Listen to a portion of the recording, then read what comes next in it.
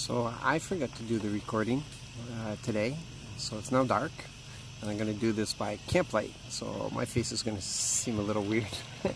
So again, we're reading through the incident with Hezekiah and all that happened there, because it was a pretty major event, and the Bible says that he is the greatest king that Israel ever had. There was no king like him before him or after him, is what how the word describes him.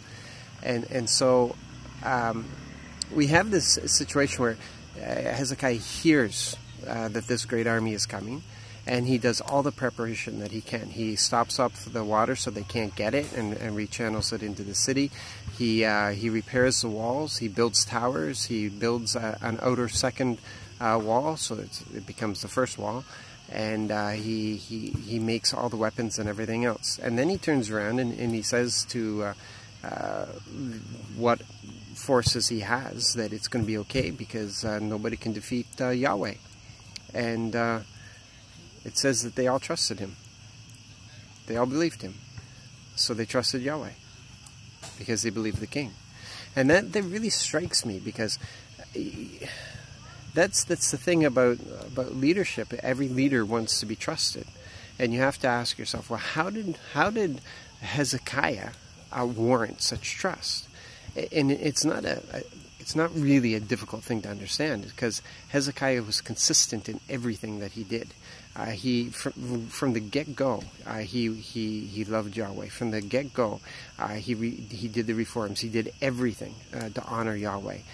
He reopened the temple. He cleansed the temple. He had the priests sanctify themselves. The Levites sanctify themselves. He got everything back in order. He even got David's worship music going again. He instructed the kingdom. Everything was prosperous. They looked at their king, and they saw a man who was being blessed by God because he honored God. And so when he turns around and he says, and they see the king do everything that a king can do in preparation, it's not like a wishful thinking thing. He did everything that he could to stand, and then he stood. And when the king turns around and says to them, trust God. Trust God. They did, because they trusted their king. And